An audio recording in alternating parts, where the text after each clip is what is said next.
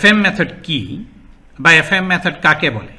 ছাত্রছাত্রীদের ভাষায় যদি বলতে চাই তাহলে বলতে হয়, ইংরেজির অধ্যাপক ও গবেষক, লন্ডন, প্যারিস এবং কলকাতা থেকে পুরস্কৃত আমি 1986 সাল থেকে আমার একক নিরলস প্রচেষ্টা ও গবেষণার মাধ্যমে যে কোনো বাংলা বাক্যের শেষ শব্দটি ধরে আমার উদ্ভাবিত ফর্মুলা দ্বারা টেন্স গ্রামারের সাহায্য ছাড়াই অতি সহজে বাঙালিদের ইংরেজি শেখাবার যে পদ্ধতিটি আমি আবিষ্কার করেছি সেটি আমার নামের আদ্যাক্ষর অর্থাৎ ফিরোজ মুকুলের এফএম মেথড নামে অভিহিত। ফর্মুলার সাহায্যে সৃজনশীলভাবে বাঙালিদের ইংরেজি শেখাবার পদ্ধতির নামই হলো FM method, English language teaching system for the বাঙালিজ অর্থাৎ ELTSB এর অপর নাম হলো এফএম মেথড।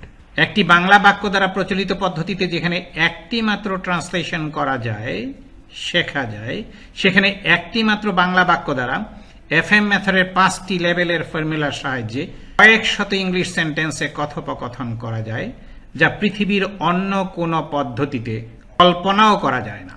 শিক্ষার্থী বন্ধুরা, মনে রাখতে হবে, আমরা বাঙালিরা যেমন ব্যাকরণ আগে শিখে বাংলা ভাষায় কথা বলা শিখি না, ইংরেজরাও কিন্তু গ্রামার আগে শিখে ইংরেজি ভাষায় কথা বলা শেখে না। আমরা এফএম মেথডে এই জিনিসটির উপরে লক্ষ্য করব, নজর রাখবো, সেটি হচ্ছে প্রেক্ষাপট। প্রেক্ষাপট হচ্ছে গুরুত্বপূর্ণ। তাহলে আমাদের জানতে হবে প্রেক্ষাপট কাকে বলে। মনে রাখবে, বাংলা ভাষার বাক্যগুলোর ধরনকে এফএম মেথডের পরিভাষায় প্রেক্ষাপট বলে। আরেকটি গুরুত্বপূর্ণ বিষয় হলো, শেষ শব্দের উপরে ভিত্তি করে বাংলা ভাষার বাক্যগুলোকে কয় ভাগে ভাগ করা হয়ে থাকে। মনে রাখবে, বাংলা বাক্যের শেষ শব্দের মাধ্যমেই আমরা কিন্তু ইংরেজিতে কথা বলবো, ইংরেজি বাক্য গঠন করব। শেষ শব্দই আমাদেরকে গাইড করবে আমাদের গন্তব্য কোথায় হবে।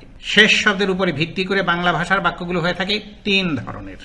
সেগুলো কি কি এবং এফএম মেথডের কোন লেসনের কোন ফর্মুলার সাহায্যে সেগুলোর কোনটি ইংলিশে রূপান্তরিত করা যায় সেটি আমাদের ভালো করে বুঝতে হবে। মনে রাখতে হবে, বাংলা বাক্যের শেষ শব্দটি হতে পারে 3 রকমের।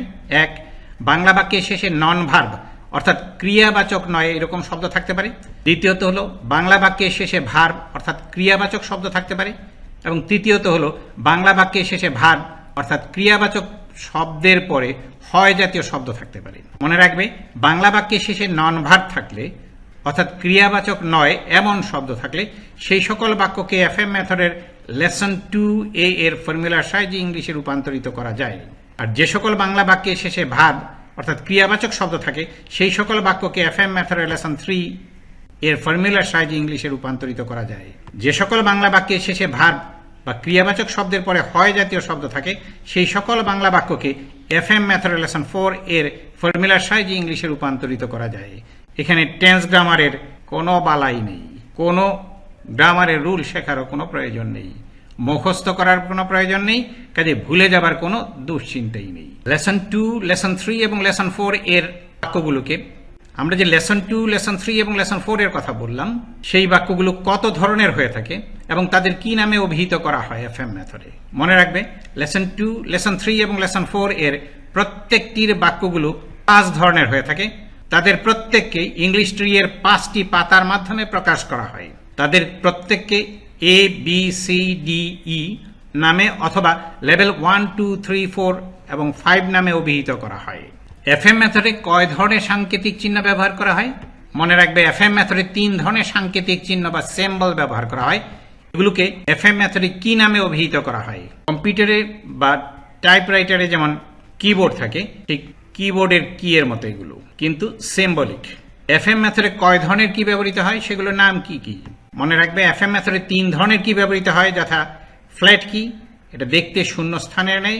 দ্বিতীয়টি হলো ক্লোজড কি, যা দেখতে প্রথম বন্ধনী বা ফার্স্ট ব্র্যাকেটের নেই। এবং তৃতীয়টি হচ্ছে ইনসার্ট কি, যেটি দেখতে ত্রিভুজ আকৃতির।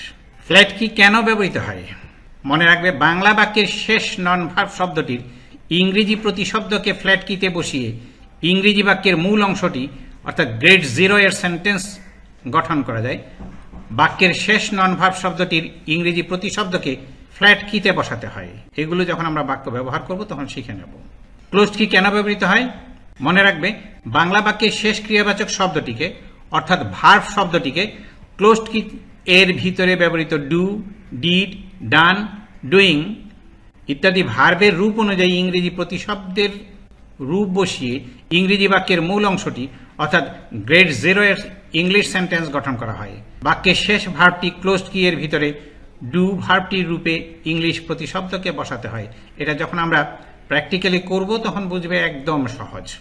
ইনসার্ট কি কেন ব্যবহৃত হয় মনে রাখবে, FM method lesson 2B, 3B, 4B এবং পরবর্তী লেসন অর্থাৎ লেভেল 2, 3, 4 এবং 5 এর বাক্যগুলোকে ইংলিশে রূপান্তরিত করতে ইনসার্ট কি ব্যবহৃত হয়।